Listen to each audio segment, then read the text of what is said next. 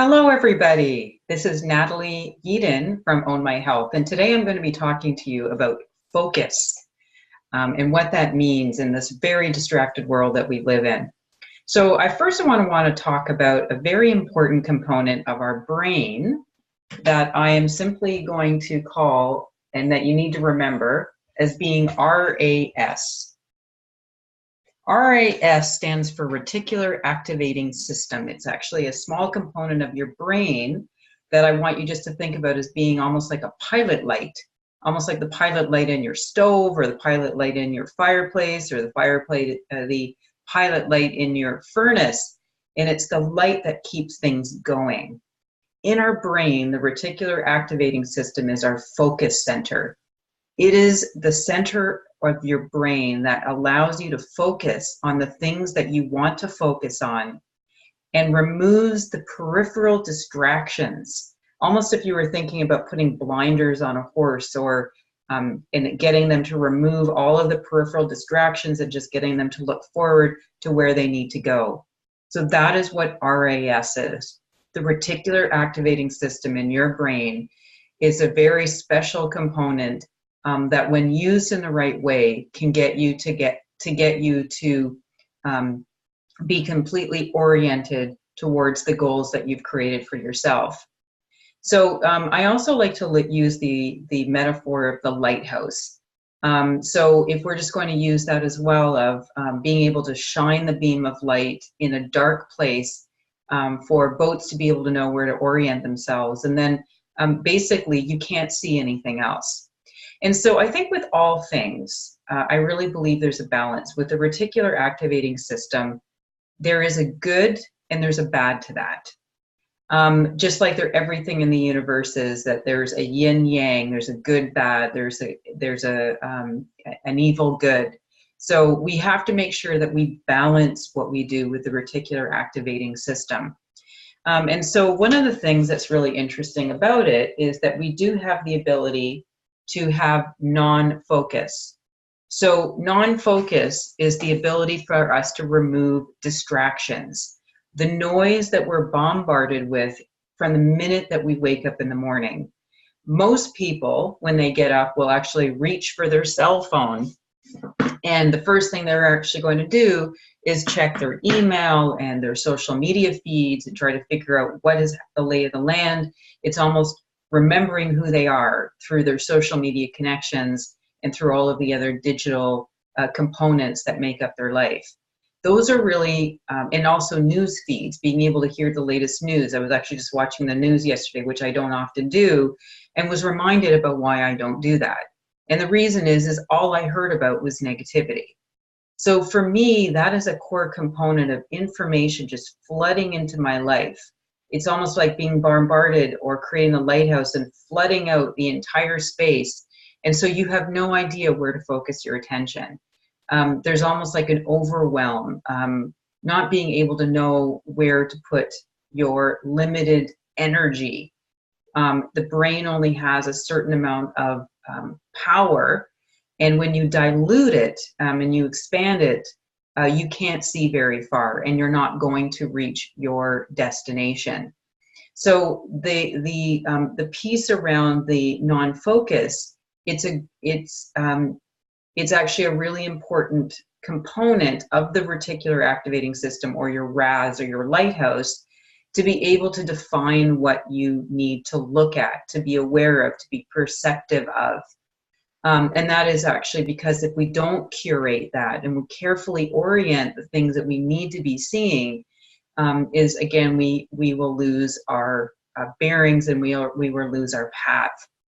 So I don't know if anybody has actually heard of a very famous psychology experiment that focuses on a psychological concept called inattentional blindness.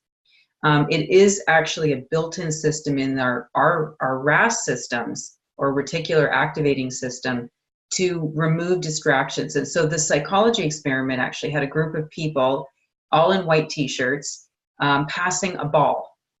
And the observers were asked by the testing psychologist to count the number of times the ball was being passed by these people in these white t-shirts. So when they were given that task and that very specific focus, that was what they were oriented to do for about a minute. Now, what the interesting thing is during that minute, there was actually a black gorilla, so a person dressed in a gorilla suit, that ended up pervading that circle of people tossing the ball around. Coming in, they sort of danced around and, just were there, and then they exited. After the minute of that psychology experiment, the testers asked the observers if what they actually saw or how many times the ball was passed by the people in the white t-shirts. The interesting thing is over 98% of the people as observers did not see the gorilla in the midst of the people tossing the white ball. And you would actually think intuitively after the fact, if you told them that, they would obviously have seen this black gorilla amidst people with white t-shirts. And so really what that is unintentional blindness in action. And so it's your reticular activating system turned on in an optimal way. So if you're trying to learn something or focus on something, that you can actually do that by removing all other peripheral things, and you actually can't see them. On the other side to this is we want to make sure that we also turn on the good part of the reticular activating system, which is our ability to focus. And what's really interesting on this is, again, the learning activities, if you're actually in a class, if you're doing an online program, or even if you're just trying to focus on the goals that you've set for yourself, be a goal that you want to reach in your business, or if you're trying to purchase a new property, or if you're trying to build something with relationships that you have, or even some health and wellness, if you're trying to lose a specific amount of weight or body fat or reach some exercise goals or reduce the amount of medications you're on with your depression, or heart medications, whatever the case may be, is if you are completely solely focused on that, it's something that you remind yourself on a daily basis. You really put it, your lighthouse is focused on those goals. You dream about it, you think about it, you visualize it, you sing about it, you talk to people about it. It becomes part of your milieu. Your brain suddenly just makes it a reality, even though it's still in as a mental juncture or a mental conjecture. It becomes your reality, and your lighthouse just completely focuses, or your reticular activating system. And so what's really interesting about that level of focus is that things start to feel serendipitous.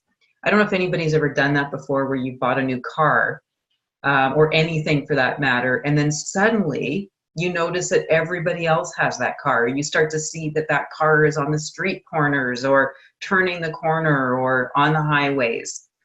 And that is what we call serendipity. Your lighthouse is focused on that car, and so suddenly things that used to exist that you didn't notice before because of unintentional blindness, they weren't part of your purview or your focus, are now there. So that is something that you want to leverage, is both the focus and the non-focus component of your reticular activating system, being able to purposely and deliberately remove the distractions, the things that are not going to serve you, the things that are going to consume you, and then curate or focus on the components that are very goal-oriented, the things that you feel are really going to drive you to a place of your final desires. And do this with a sense of preeminence and a sense of excellence. You can actually do this with the right attitude, as I was mentioning, just going forward and trying to integrate some massive action in that level of focus. So that's what we're talking about today. I encourage you to consider that as part of your goal planning. What do you really want to focus on and trigger that pilot light